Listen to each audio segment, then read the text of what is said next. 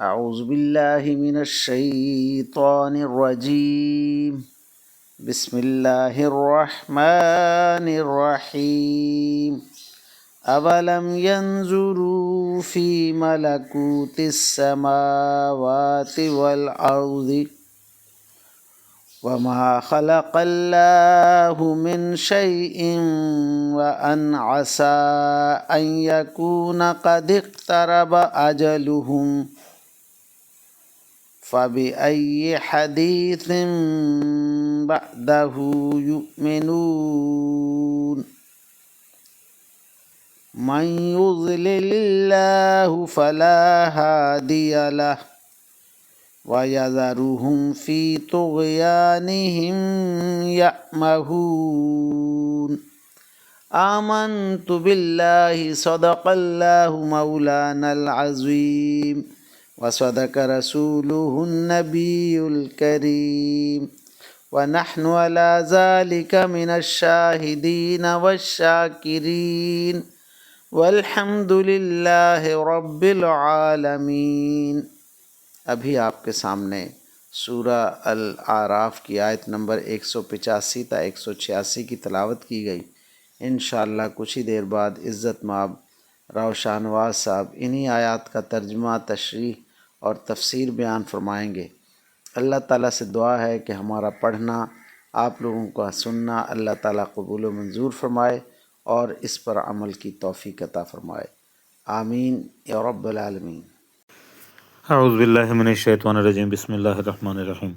ملتان سے شاہنواز تمام دوستوں کو السلام علیکم ورحمۃ اللہ وبرکاتہ۔ دوستان گرامی، آپ کے سامنے سورہ اعراف کی آیت نمبر 185 اور 186 کی تلاوت کی گئی۔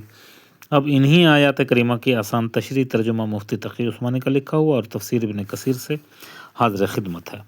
اللہ تعالیٰ قرآن پاک میں ارشاد فرما رہا ہے، اور کیا ان لوگوں نے آسمانوں اور زمین کی سلطنت پر اور اللہ کی جو چیزیں پیدا کی ہیں ان پر غور نہیں کیا، اور یہ نہیں سوچا کہ شاید ان کا مقرر وقت قریب ہی آ پہنچا ہو۔ اب اس کے بعد آخر وہ کون سی بات ہے جس پر یہ ایمان لائیں گے؟ اللہ اکبر۔ جس کو اللہ گمراہ کر دے اس کو کوئی ہدایت نہیں دے سکتا، اور ایسے لوگوں کو اللہ بے یار و مددگار چھوڑ دیتا ہے کہ وہ اپنی سرکشی میں بھٹکتے پھرے۔ اللہ اکبر۔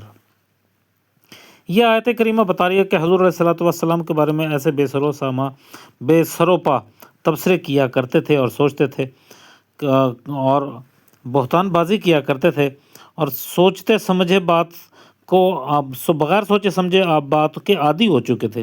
اگر یہ لوگ ذرا بھی غور کر لیں تو ان پر اپنے ان الزامات کی حقیقت واضح ہو جائے۔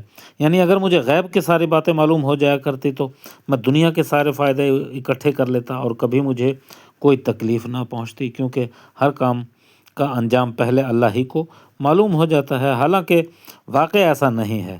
اس سے معلوم ہوا کہ مجھے غیب کی ساری باتوں کا علم نہیں دیا گیا، البتہ جو باتیں اللہ تعالیٰ مجھے وحی کے ذریعے بتا دیتا ہے وہ مجھے علم ہو جاتا ہے۔ اللہ اکبر۔ اب ان آیات کریمہ کی تفسیر ابن کثیر سے عنوان ہوتا ہے موت کا علم نہیں، حق کو قبول کر لینا چاہیے، اور اللہ جس کو گمراہ کر دے اس کو کوئی ہدایت نہیں دے سکتا۔ ارشاد ہوتا ہے کہ ہماری نشانیوں کو جھٹلانے والے کیا اس بات پر غور نہیں کرتے کہ ہمیں کیسا غلبہ حاصل ہے آسمانوں اور زمینوں پر اور ان میں جو کچھ بھی ہے ان سب پر۔ انہیں چاہیے تھا کہ اس پر تدبر اور تفکر کرتے، عبرت لیتے، اس نتیجہ پر پہنچتے کہ یہ سب اس کا ہے جس کا کوئی ثانی نہیں اور جس کی کوئی نصیر اور کوئی شبیہ نہیں، وہی اس بات کا مستحق ہے اور لائق عبادت ہے۔ صرف اسی کی ہی عبادت کرنی چاہیے اور اس کے رسول صلی اللہ علیہ وسلم تصدیق کریں، اس کی اطاعت کی طرف جھک جائیں، ان کی تصدیق کریں، بتوں کو نکال پھینکیں اور اس بات سے ڈریں کہ موت قریب ہے۔ اگر کفر پر ہی مر گئے تو عذاب علیم کے مستحق ہوں گے۔ پھر فرمایا کہ ان کے بعد پھر وہ کون سی بات ہے جو ترتیب رہ جاتی ہے، جو دھمکی آئی ہوئی ہے وہ اللہ تعالیٰ کی طرف سے ہی آئی ہوئی ہے۔ اگر وہ اس وحی اور قرآن کی تصدیق نہ کریں جو محمد رسول اللہ صلی اللہ علیہ وسلم نے پیش کی ہے تو پھر کس بات کی تصدیق کریں گے؟ ابو ہریرہ رضی اللہ تعالیٰ عنہ سے روایت ہے کہ حضور علیہ الصلوۃ والسلام نے فرمایا، شب معراج میں میں نے دیکھا کہ ساتویں آسمان تک جب میں پہنچا تو اوپر نظر کی تو رعد برق دیکھے، اور ایسی قوم پر سے میرا گزر ہوا جن کے پیٹ مٹکوں کی طرح سے پھولے ہوئے تھے، ان میں سانپ بھرے ہوئے تھے جو باہر دکھائی دے رہے تھے۔ میں نے ان سے جبرائیل سے پوچھا تو انہوں نے بتایا یہ سود کھانے والے ہیں۔ اور جب پہلے آسمان پر اترا تو میں نے اپنے سے نیچے کی طرف نظر ڈالی تو ایک دھند اور دھواں نظر آیا، شور و غوغا نظر پایا۔ میں نے پوچھا کہ اے جبرائیل یہ کیا ہے؟ تو کہا یہ شیاطین ہیں جو انسانوں کو آنکھوں کے سامنے گھومتے رہتے ہیں اور آڑ بن جاتے ہیں تاکہ ارض و سما کی ملوکیت میں انسان نظر ہی نہ آ سکے۔ اگرچہ یہ حائل نہ ہوتے تو انسان آسمان کی عجیب باتیں دیکھ سکتا تھا۔ اللہ اکبر۔ اس کی ایک راوی علی بن زید سے بہت سی منکر روایات بھی منسوب کی گئی ہیں۔ اللہ اکبر۔ اللہ کے گمراہ کیے ہوئے کو کوئی نہیں ہدایت دے سکتا۔ اللہ تعالیٰ نے جس کو گمراہ کر دیا، جس کی گمراہی لکھ دی، اس کو کوئی ہدایت نہیں کر سکتا۔ وہ کتنی ہی نشانیاں دیکھے، کچھ بھی فائدہ اٹھانا چاہے نہیں ہوتا۔ جس کو اللہ تعالیٰ ہی فتنے میں ڈالے، اس کو کون راہ راست پر لا سکتا ہے؟